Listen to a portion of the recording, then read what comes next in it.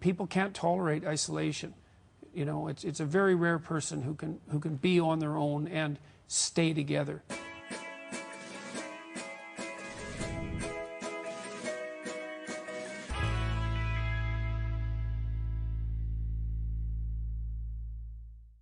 Why is the need for human connection so fundamental to who we are? Well, a huge part of it is a consequence of the fact that our children are so dependent. You know, human children have the longest dependency period of any creatures. And the connection between mother and child is obviously of primary importance as a consequence of that. But then there needs to be a scaffold around that as well, in order for it even to be possible for children to survive the very dangerous early stages and then to become properly enculturated, which takes a minimum of something approximating 16 to 18 years. Right. So, and that's the price, I think, that we pay biologically for our massive cortical capacity, our intelligence. It takes that long to program. And so the cooperation is absolutely necessary to allow that to occur. It seems so fundamental biologically, but you can also tell when we're not connected, because you get really unhappy. And in a society like today's, where people are progressively more disconnected, how do you foster genuine relationships? You've got every temptation not to.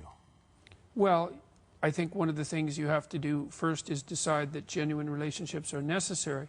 I think there was a Pew Research poll done not very long ago, I think it was Pew, that showed that about 75% of Americans regarded their familial and intimate relationships as the most meaningful part of their lives. And so you need to know that first, is that there probably isn't going to be anything more important to you over the course of your life than your family and your intimate relationships. And so making them of high quality it's not optional. Right. It's also not optional because psychoanalysts used to think about sanity as something that was a consequence of a well-structured internal psyche, something that you sort of carried around with you in your soul, let's say. And there's some truth in that. But what's even more true is that if you're embedded in a functional social community, so you have family members, you have friends, you have a broader community, then everyone around you is constantly reminding you how to be sane. You know, they let you know when your jokes aren't funny. They let you know when you're too irritable and arrogant. And so that holds you together. It's like a marketplace. It's a distributed cognitive marketplace for sanity. And people can't tolerate isolation. You know, it's a very rare person who can be on their own and stay together. So it's funny to think of sanity as a distributed property, but it's definitely the case. So why so often do we naturally tend to form pair bonds? It's not just that we're a member of a group. You know, you got your family, obviously, and they're there, but then you'll sort of go off on your own. There's a whole process where you separate from your family, but it's almost as though we're directly attracted to one other living entity to bond with. Yeah, well, I mean, pair bonding is a fairly common strategy in the animal kingdom overall, especially for child rearing. It seems to be what you might describe as the minimal viable unit. It seems to be biologically an elaboration of the same circuits that bond a mother to a child, which is often why people refer to their intimate partner as, you know, baby or honey or some diminutive. So that circuit seems to have elaborated to pull in pair bonding, but it's to facilitate the long-term relationships that are necessary, I would say fundamentally, to ensure that children are raised properly and stably across time, so that society stabilizes. If we have that biologic need and this is societal need, as you outlined, why does it end up being in the form of marriage? And if that is the best way to pair bond, how do the other options compare to it?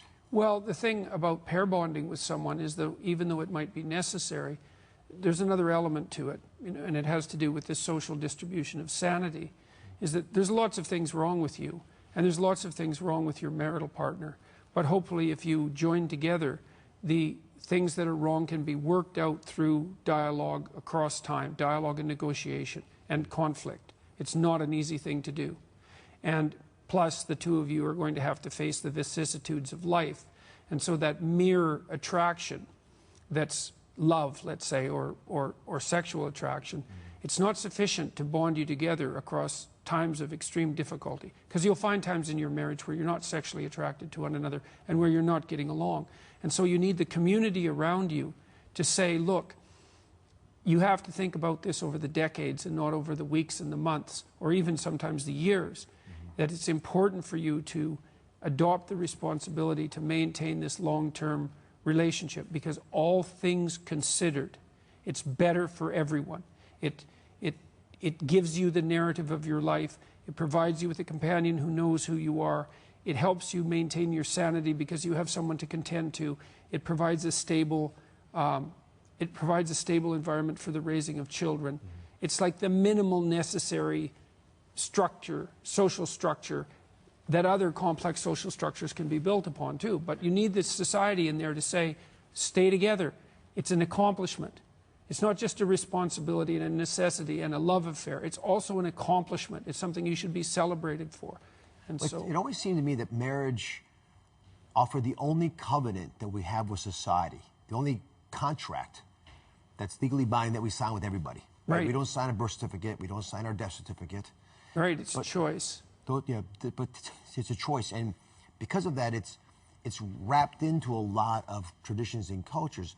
And in a society where we don't seem to respect that covenant as much. Yeah.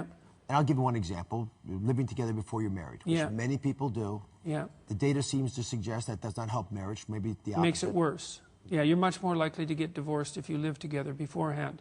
And I think part of the reason for that is that you don't get to try on people for size. Because the problem with living together is the message that it sends implicitly.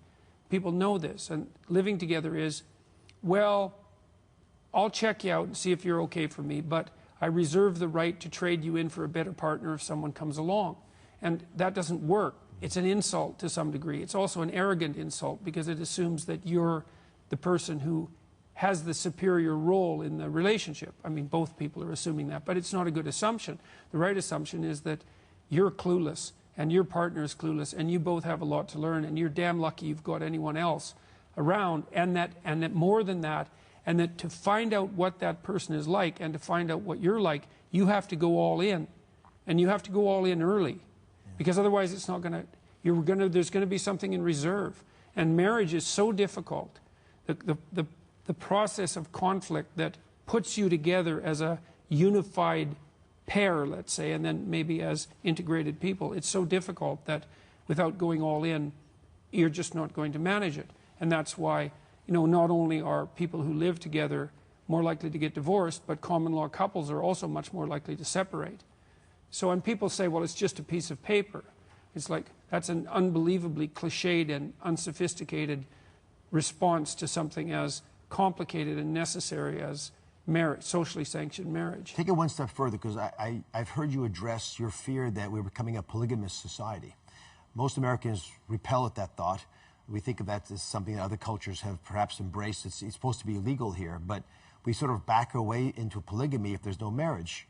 Well, we're already a polygamous society before marriage, because people have sequential partners. And what happens, generally speaking, is that a small number of males have a large number of female partners.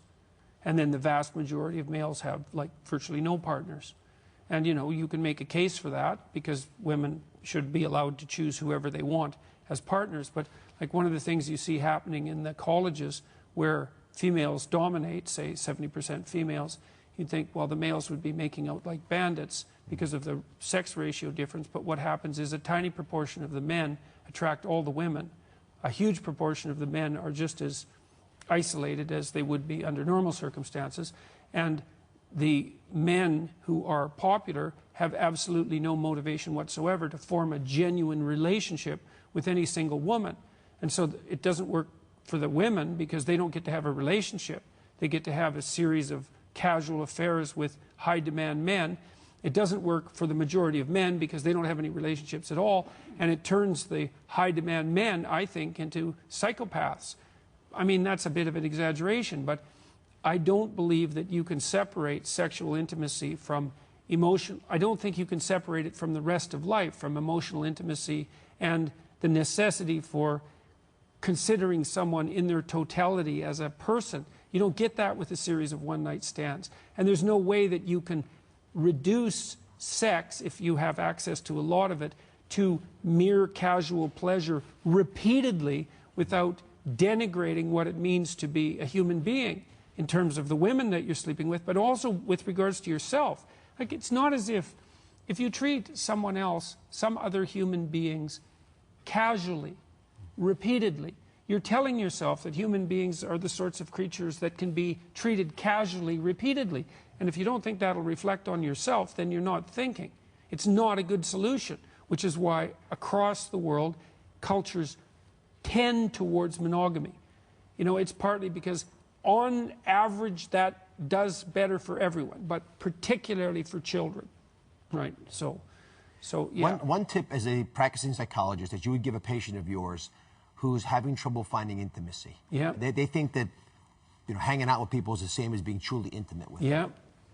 How do you cross into true intimacy? Well, you know, it doesn't hurt to try to do good things for someone, you know, as a habit. It doesn't hurt to try to tell the truth. That's probably the fundamental issue. It doesn't hurt to begin to trust someone, and that's very tightly associated with the willingness to tell the truth. You know, the truth is what produces intimacy. Obviously, because how could you have an intimate relationship that's based on either the shallowness of half-truths or lies? There can't be intimacy there. And so, you know, the first step is to risk trust. And I say risk, I really mean that in a specific sense. Naive people trust naively and automatically because they think that people are basically good and they won't get hurt. And then everyone gets burned. And burned people get cynical, and then cynical people don't trust, and then that's a barrier to intimacy. But you can go beyond the cynicism, and you have to do that. And you do that by understanding that if you put your hand out in a gesture of trust, you call to the best in that person to respond properly. And there's a big risk in that. That's why you're supposed to be, what is it?